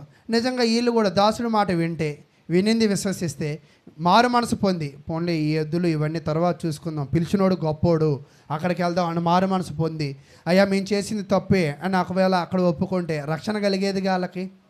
నిజంగా రక్షణకి మార్గాన్ని చూపించాడు, కానీ దరిద్రులమైన జనులు ఏం చేస్తున్నారంటే ఐశ్వర్యాన్ని ఎప్పుడు కూడా గుర్తించలేదు. అదే చెప్తున్నాడు 12వ వచనాన్ని. రోమీలు రాసిన పత్రిక 10వ అధ్యాయము 12వ వచనం. యూదుడని గ్రీసు దేశస్థుడని భేదము లేదు, ఒకే ప్రభు అందరికీ ప్రభువై ఉండి తనకు ప్రార్థన చేయవారు అందరి ఎడల కృప చూపుటకు ఐశ్వర్యవంతుడై ఉన్నాడు. ఇక్కడ మీరు గమనించినట్లయితే చూడండి, ఇప్పుడు ఎన్నో వచనం మనం చదివాం? 12వ వచనం. 1వ వచనం చదవండి. సహోదరులారా, ఇశ్రాయేలుల రక్షణ పొందవలనని ముందు దేవుడు ఎవరిని కోరుకున్నాడు? కానీ చివరికి ఎవరు మిగిలారు? అందరూ కావాలంట. ఫస్ట్ ఎవరిని అడిగాడు? కానీ వాళ్ళ మాట వినలా. ఇప్పుడు ఎవరిని అంటున్నాడంటే అందరూ కావాలని. 13వ వచనం. ఎందుకనగా ప్రభు నామమును బట్టి ప్రార్థన చేయవాడు ఎవడో, ప్రభు నామమును బట్టి ప్రార్థన చేయవాడు ఎవడో వాడు రక్షింపబడును. వారు విశ్వసింపని వాని పట్ల ఎట్లు ప్రార్థన చేయుదురు, వినని వానిని ఎట్లు విశ్వసించుదురు, ప్రకటించువాడు లేకుండా వారు ఎట్లు విందురు. ఇక్కడ చెప్తున్న విషయం ఏమిటి అంటే, చెప్పినప్పుడు వినాలి గొప్పవాడు గురించి, చెప్పినప్పుడు విశ్వసించాలి గొప్పవాడు గురించి, చెప్పేవాడు కూడా ఉండాలి. చెప్పేవాడినే విలువ ఇవ్వకపోతే చెప్పిన మాటలు నీ హృదయంలోకి రావు. మీకు ఒక మాట మీకు బాగా గుర్తుందేమో, యేసుక్రీస్తు ప్రభువారిని బాగా ద్వేషించింది ఎవరో చెప్పండి? యూదులే. వాళ్ళు ఎవరంట? యూదులు. జనులందరూ కూడా ఆయన గొప్పవాడిగా చూశారు. ఎక్కడో తెలుసా? యోదయ, సమరయ, తర్వాత గలిలయ దేశాల్లో ఆయన సేవ చేశాడు. కానీ బాగా ఆయన గౌరవాన్ని తెలుసుకుంది ఎవరంటే సమరయ దేశస్థులు. సమరయులు అంటే దేవునిని ఎరుగని వారు, అన్యజనులు. అన్యులకు తెలిసింది కానీ యూదులకు, గలిలయులకు ఎందుకు తెలియలేదు అంటే ఆయనలో భౌతికమైన వడ్లవాణిని కుమారుణ్ణే చూశారు, కానీ ఆయనలో యేసులో క్రీస్తు ప్రభువు ఉన్నాడని వాళ్ళు ఎప్పటికీ కూడా గ్రహించలేకపోయాడు. అలాగే విందుకి దాసులు వచ్చినప్పుడు పిలిచింది దాసుడే అని అనుకున్నారు. ఎవరు? వినిన వాళ్ళు. కానీ పిలిచింది దాసుడే, కానీ ఆ పిలుపు ఎవరిది? దేవునిది, రాజుది అని వాళ్ళకి అర్థం కాల. అలాగే ఈరోజు కూడా నేను తెలియజేసే విషయం ఏమిటి అంటే, ఈరోజు సువార్త అనే వాక్యము ద్వారా మిమ్మల్ని దేవుడు పిలుస్తూ ఉన్నాడు. దానిని ఏమంటున్నాడంటే గొప్ప విందు. అది కూడా ఏమంటున్నాడంట? పెండ్లి విందు. అంటే ఇలా పిలిచిన వారిని సంఘములో నోటితో ప్రభు అని ఒప్పుకున్న తర్వాత రక్షింపబడిన వారిని దేవుడు సంఘములో ఏం చేస్తున్నాడంటే ఒక మెంబర్గా స్థిరపరుస్తున్నాడు. ఆ మెంబర్కి భర్త ఎవరై ఉన్నారంటే క్రీస్తు అయి ఉన్నాడు. కాబట్టి వీటన్నిటినీ కూడా మీరు గ్రహించవలసిన వారై ఉన్నారు. తర్వాత చూడండి, మత్తయి సువార్త 22వ అధ్యాయము 8వ వచనాన్ని మనం చదువుకుందాం. మత్తయి సువార్త 22వ అధ్యాయము 8వ వచనం. అప్పుడు అతడు పెండ్లి విందు సిద్ధముగా ఉన్నది, కానీ పిలువబడిన వారు పాత్రులు. నిజంగా ఒక్కోసారి అంటూ ఉంటాం. నేను కూడా మొన్న ఏదో ఒక జబ్బా వేసా, ఒకళ్ళు అన్నారు ఇది నీకు సెట్ కాలే బ్రదర్ అన్నారు. అవును, ఒక్కోసారి మనకు సెట్ కాని పనులు చేస్తూ ఉంటాం. అలాగే ఇక్కడ ఏం జరిగింది అంటే, దేవుడు హృదయాభిలాష ఎవరు? ఇశ్రాయేలీలు. కానీ వాళ్ళు ఏం కాల? సెట్ కాల. విందు గొప్పదే, పిలిచినవాడు గొప్పవాళ్ళే, కానీ వినిన వాళ్ళు గొప్పవాళ్ళు కాదు. తర్వాత 9వ వచనం. గనుక రాజమార్గములోకి పోయి మీకు కనబడువారు అందరిని పెండ్లి విందుకు పిలువుడని తన దాసులతో చెప్పెను. ఆ దాసులు రాజమార్గములకు పోయి చెడ్డవారినేమి మంచివారినేమి తమకు కనబడిన వారు అందరినీ పోగు చేసి. ఇప్పుడు విందులో ఎవరెవరు ఉన్నారంట? కొంతమంది అంటారు, నేను బ్యాప్తీసం తీసుకోలేని బ్రదరు, ఎందుకంటే నేను తాగుతా. నేను బ్యాప్తీసం తీసుకోలేని బ్రదరు, నేను తిరుగుతా. నేను బ్యాప్తీసం తీసుకోలేని బ్రదరు, ఎందుకంటే నేను దుర్మార్గుని అన్నాడు. కానీ దేవుడు ఏమంటున్నాడంటే, ఆయన పిలుపు విను, నీ దుర్మార్గత వదిలిద్ది. ఆయన పిలుపుకు లోబడు, నీ దుష్టత్వం పోయిద్ది. ఇందాక దుష్టత్వం ఎందుకు వచ్చిందన్నాము? వినకపోవడం వల్ల, మెడ వంచకపోవడం వల్ల దుష్టత్వం వచ్చింది. కానీ ఒకవేళ వినితే, మెడలు వంచితే, వాక్యాన్ని గ్రహిస్తే ఆ దుష్టత్వం కూడా దేవుడు ఏం చేస్తాడంట? తీసివేస్తాడు. కాబట్టి ప్రియులారా, నేను కూడా తెలియజేసేది ఏమిటి అంటే, సంఘములో ఉన్న సభ్యులు వాక్యమును ఎంత బాగా వింటే అంత బాగా నీతిమంతులుగా, ఎంత తక్కువ వింటే అంత దుర్మార్గులు అవుతారు. కాబట్టి ఎక్కువ విని నీతిమంతులు అవుతారా, తక్కువ విని దుర్మార్గులు అవుతారా? నేర్చుకోండి. పెండ్లి విందులో ఇప్పుడు ఎవరెవరు ఉన్నారంట? మంచి వాళ్ళు ఉన్నారు, చెడ్డవాళ్ళని ఎందుకు పిలిచాడు ఆయన? అసలు చెడ్డవాళ్ళని ఎందుకు పిలిచారు? వాళ్ళు చెడ్డవాడని నువ్వు డిసైడ్ చేయకూడదు. ఈ భూమి మీద ఈడు మంచివాడు, ఈడు చెడ్డవాడని నువ్వు ఎంచడానికి నువ్వే పాటి వాడివి. అందుకే ఆయన చెప్తూ ఉంటాడు, ఎదుటివాడి ముందు చేయి ఎత్తే ముందు నీ వైపు ఉన్న వాటిని చూసుకో. నువ్వు ఎదుటివాడి కంటిలో నలుసును చూడడం కాదు, నీ కంటిలో ఉన్న దూలాన్ని, ఎదుటివాడిలో తప్పులు ఎప్పుడు ఎంచద్దు. ఎదుటివాడు వాక్యం విన్నాడా, వాడిని నీతిమంతుగా తీర్చే బాధ్యత ఎవరిది? దేవుడిది. కాబట్టి ప్రియులారా, నీ కుటుంబంలో నిజంగా వాక్యానికి లోబడని వాళ్ళు ఉంటారు. నీ యొక్క కుటుంబంలో కూడా ఇటువంటి గొప్ప కార్యక్రమంలో పాలు పంచుకున్న వాళ్ళు ఉంటారు. వాళ్ళని గొప్ప వాళ్ళను చేయాలన్నా, వాళ్ళను నీతిమంతులను చేయాలన్నా, వాళ్ళని మంచి వాళ్ళను చేయాలన్నా నువ్వు చేయాల్సిన ఒకటే ఒక పని ఏంటో చెప్పండి? వాక్యం వినిపించాలి వాళ్ళకి. ఒకవేళ వాళ్ళకి వాక్యం వినిపించగలిగినట్లయితే ఖచ్చితంగా దేవుడు వాళ్ళని మారుస్తాడు. తర్వాత 9వ వచనం. గనుక రాజమార్గములకు పోయి మీకు కనబడిన వారందరినీ పెండ్లి విందుకు పిలువడని తన దాసులతో చెప్పి అని చెప్పారు కదా. తర్వాత 11వ వచనం. రాజు కూర్చున్న వారిని చూడ లోపలికి వచ్చి అక్కడ పెండ్లి వస్త్రము ధరించుకొనని ఒకరిని చూచి, స్నేహితుడా, పెండ్లి వస్త్రము లేక ఇక్కడికి ఎలాగ వచ్చితివని అడుగుగా వాడు మౌని అయి ఉండెను. అయితే ఇది మరొక వాక్య భాగము. కాబట్టి ప్రియులారా, దేవుడు ఏం చెప్తున్నాడంటే, పిలవడమే కాదు, పిలిచిన తర్వాత వచ్చిన నీతో నాతో కూడా ఎవరు ఉంటారంట? మనకి బాగా తెలుసు. షడ్రక్, మేషక్, అబేద్నెగో ఎక్కడ పడేశారు వాళ్ళని? అగ్నిగుణంలో. ముగ్గురిని పడేస్తే ఎంతమంది అయ్యారు? ఒక్కోసారి మ్యూచువల్ ఫండ్లో ₹1,00,000 వేయండి, ఒక్కోసారి అదేమైద్ది? ఒక్కోసారి ఎల్ఐసిలో వేయండి, అదేమైద్ది? అలాగే దేవుడు భౌతికమైన దీనినే అంత డబల్ చేస్తూ ఉన్నాడు కదా. ఆత్మ సంబంధంగా కూడా ఒక్కడివే వస్తావు, కానీ ఒక్కడివే ఉండవు. నీతో పాటు ఎవరు ఉంటారంట? చాలామంది అంటారు, నా భర్త వదిలేశాడు, నా భార్య వదిలేసింది, నా బిడ్డలు వదిలేశారంటే, దేవుని నమ్ముకున్న తర్వాత, దేవుని సంఘంలోకి వచ్చిన తర్వాత నిన్ను ఖచ్చితంగా దేవుడు ఏం చేస్తారంట? పట్టుకుంటాడు. ఇప్పుడు నువ్వు నీ మనిషివి కావు, నువ్వెవరి మనిషివి? పెండ్లి విందుకు పిలిచిన తర్వాత, మేము కూడా మొన్న ఒక ఫంక్షన్కి వెళ్ళామన్నాం కదా, ఫంక్షన్లో గిఫ్ట్లు అయిపోయాయి. సరేలే అని మేము వచ్చేసాం. ఇంటికి తీసుకొచ్చి ఇచ్చారు. ఎందుకో చెప్పండి? అంటే పెళ్ళి ఆ కార్యక్రమాన్ని ఎవరైతే నిర్వహిస్తారో ప్రతి ఒక్కరికి ప్రతి దానిని అందచేయవలసిన బాధ్యత ఉంది. అయితే మరి దేవుడు కూడా నిజంగా నిన్ను పిలిచాడు, నువ్వు దేవుడికి ఒప్పుకున్నావు, ఆ విందులో పాలు పంచుకున్నావు. నీకు వచ్చే ప్రతి ఆపదలలో, నీకు వచ్చే ప్రతి అవమానాలలో, నీకు వచ్చే ప్రతి కష్టాలలో కూడా ఆయన ఏమవుతాడంట? తోడుగా ఉంటాడు. కాబట్టి ఎందుకు వాక్యం వింటే ఆదరింపబడతాం, ఎందుకు వాక్యం వింటే సమాధానంగా ఉంటాం, ఎందుకు వాక్యంగా ఉంటే సంతోషంగా ఉంటాం అంటే దేవుడు మనకు ఉన్నాడన్న ధైర్యము నింపేది ఎవరంటే వాక్యమే. కాబట్టి ప్రియులారా, సమయం దొరికిన కొలది మనకి తెలుగు బైబిల్ ఉంది కాబట్టి తెలుగు వచ్చిన వాళ్ళు కూడా ఉన్నారు. బైబిల్ చదవడానికి ప్రయత్నం చేయండి, బైబిల్ను ధ్యానించడానికి ప్రయత్నం చేయండి, ప్రార్థన చేసుకోవడానికి ప్రయత్నం చేయండి. దేవుడు మిమ్మల్ని మీ కుటుంబాలను దీవించునుగాక. ప్రార్థన చేసుకుందాం.